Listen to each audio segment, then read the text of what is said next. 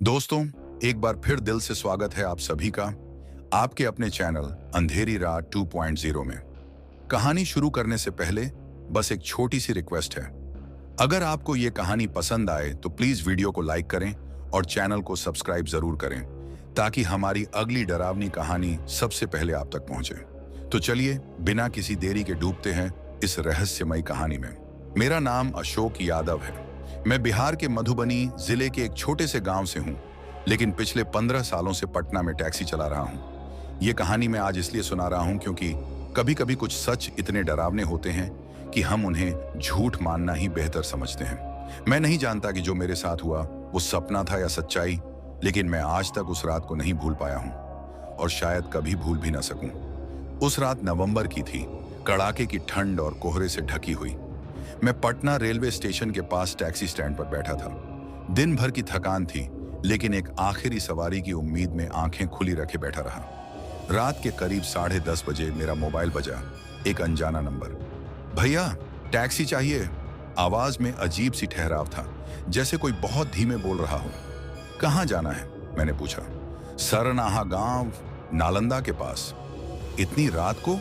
दोगुना किराया देंगे और आपको आज की रात कभी नहीं भूलनी पड़ेगी। ये आखिरी लाइन अजीब थी, लेकिन उस वक्त मेरी सोचने की शक्ति बस पैसों तक सीमित थी। मैंने हामी भर दी। कहां से पिक करूं? राजेंद्र नगर पुल के नीचे। मैं इंतजार कर रहा हूं। मैंने टैक्सी स्टार्ट की और निकल पड़ा। जब वहां पहुंचा तो अजीब सी बात यह थी कि पुल के नीचे एक आदमी पहले से खड़ा था। लंबा, पतला, सफेद धोती कुर्ता, काले रंग की पुरानी सी शॉल ओढ़े हुए और सिर पर साफा। चेहरे पर गहराई और आंखों में ऐसा खालीपन जो मैंने पहले कभी नहीं देखा था। वो चुपचाप गाड़ी में बैठ गया और बोला, सीधे चलते रहो, जब तक मैं ना कहूं, मत रुकना। मैंने जैसे उसकी आंखों में झांका, मेरे शरीर में ठंड की लहर दौड़ गई, लेकिन मैंने गाड़ी चलाई। पटना से नालंदा की ओर का रास्ता मैं जानता था, लेकिन थोड़ी देर बाद उसने मुझे एक छोटे से कच्चे रास्ते पर मोड़ने को कहा। ये तो जंगल की ओर जा रहा है, मैंने धीमे से कहा। डरो मत, उसने जवाब दिया। असली डर तो अभी शुरू नहीं हुआ है। यह सुनकर मेरी पीठ पर पसीना बहने लगा, लेकिन न जाने क्यों मैं गाड़ी चलाता रहा। करीब 1 घंटे बाद हम एक पुराने उजड़े गांव के बाहर पहुंचे। चारों ओर सन्नाटा और घना कोहरा था। दूर एक टूटा फूटा मंदिर दिखा, उसके पीछे कुछ खंडहर जैसे मकान, पेड़ पौधे जैसे वर्षों से काटे नहीं गए हों।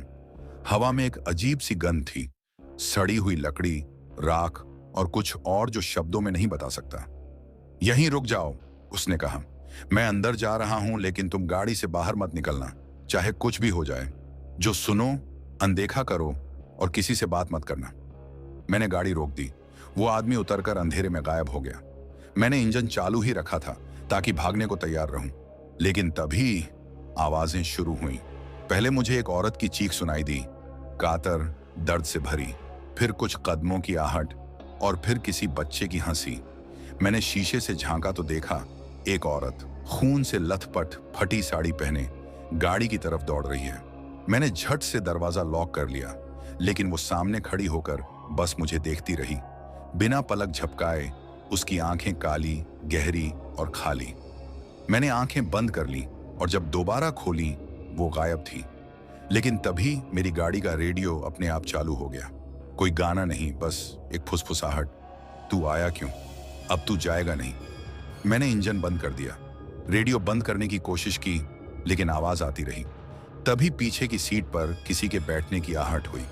मैंने घबराकर मुड़कर देखा, कोई नहीं था, लेकिन सीट गीली थी, जैसे किसी ने अभी अभी वहां बैठा हो।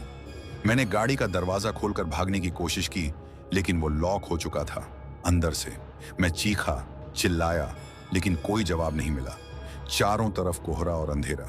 करीब 1 घंटे बाद वो आदमी वापस आया। उसका चेहरा अब बदला हुआ था, आंखें लाल, होंठ नीले और उसकी चाल में कुछ अनचाही थकान थी। तुम रुके रहे, इसलिए तुम जिंदा हो।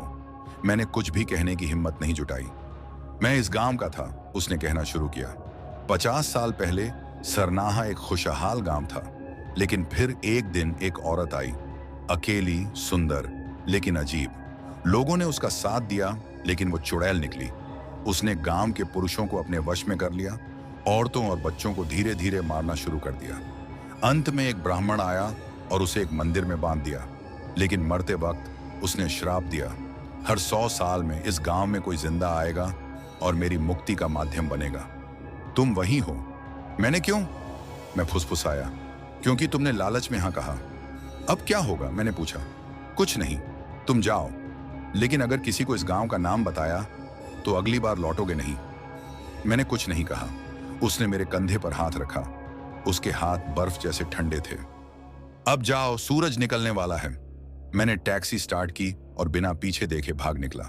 सुबह जब पटना पहुंचा तो मेरी गाड़ी की सीटें राख से भरी थीं। मोबाइल में कोई कॉल रिकॉर्ड नहीं था और वो नंबर जैसे कभी था ही नहीं। आज 10 साल हो गए हैं। मैंने सरनाहा गांव का नाम कभी किसी से नहीं लिया, सिवाय इस कहानी के। कभी कभी रात को स्टेशन के पास कोई सवारी पूछता है, सरनाहा चलोगे? मैं गाड़ी घुमा लेता हूं बिना जवाब दिए, क्योंकि मैं जानता हूं उस गांव का रास्ता सिर्फ अंधेरे की ओर जाता है, और जो एक बार वहां गया वो वापस आ भी गया तो पहले जैसा नहीं रहा।